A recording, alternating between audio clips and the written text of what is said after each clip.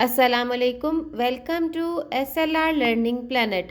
آج کی اس ویڈیو میں آپ کے ساتھ لیگو سے بنا ہوا خانہ کعبہ کا ایک ماڈل شیئر کروں گی۔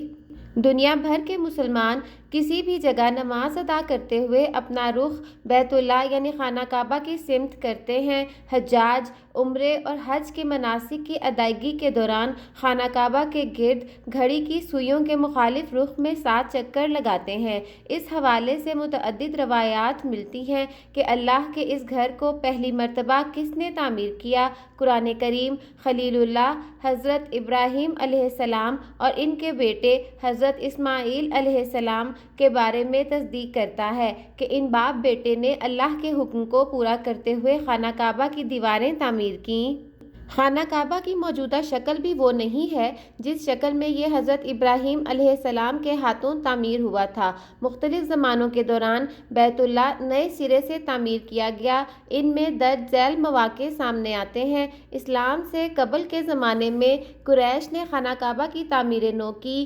صحابی رسول حضرت عبداللہ بن زبیر کے ہاتھوں اس کی تعمیر نو ہوئی۔ خلیفہ عبد الملک بن مروان کے دور میں حجاج بن یوسف نے تعمیر کروایا۔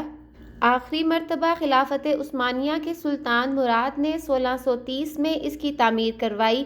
یہی خانہ کعبہ کی موجودہ شکل ہے۔ اسی طرح خانہ کعبہ کے 4 کونے ہیں جن میں ہر کونے کے نام کی ایک دلیل ہے۔ رکن یمانی کی جانب رکن عراقی اور شامی ہے۔ رکن حجر اسود اس کونے کو کہا جاتا ہے جس میں جنت کا یہ مبارک پتھر نصب ہے۔ اسی کے قریب بیت اللہ کا دروازہ ہے جو سال میں 2 بار کھولا جاتا ہے۔ ہمیں حتیم کو بھی نہیں بھولنا چاہیے جو خانہ کعبہ کا ہی حصہ شمار کیا جاتا ہے۔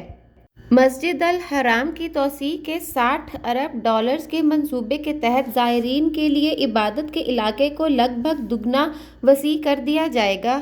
اس منصوبہ سازی میں ایک بڑا منصوبہ جبل عمر ہے۔ یہ مسجد کے مغربی حصے میں واقع ایک پہاڑی ہے جسے شہر کا امتیازی نشان بھی سمجھا جاتا تھا، تاہم اب اسے لیول کر کے وہاں 40 کے قریب عمارات تعمیر کی جا رہی ہیں جن میں سے بیشتر 5 اسٹارز ہوٹلز ہیں جو 11,000 کمروں پر مشتمل ہوں گے۔ جبل عمر میں اس حوالے سے گزشتہ چند ماہ کے دوران سب سے پہلے ہلٹن سویٹس اور انجم ہوٹل زائرین کے لیے کھولے گئے ہیں۔ مسجد کی جنوبی سمت میں 1972 فٹ لمبا کلاک ٹاور ہے جو کہ 7 ٹاور کمپلیکس کا مجموعہ ہے۔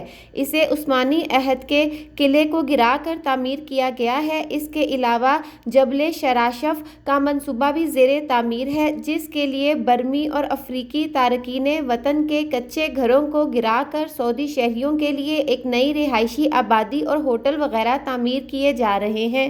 اسی طرح 4 لائنز کا میٹرو سسٹم بھی شہر کی نئی منصوبہ بندی کا حصہ ہے جس پر ہائی اسپیڈ ریل لائن کے ذریعے مکہ کو جدہ اور مدینہ منورہ سے منسلک کر دیا جائے گا۔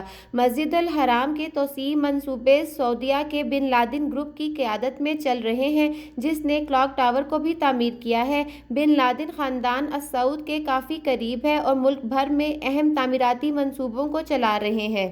آج کے لیے بس اتنا ہی۔ اگر آپ کو آج کی ویڈیو اچھی لگے تو ویڈیو کو لائک کرنا اور چینل کو سبسکرائب کرنا مت بھولیے۔ Thank you so much.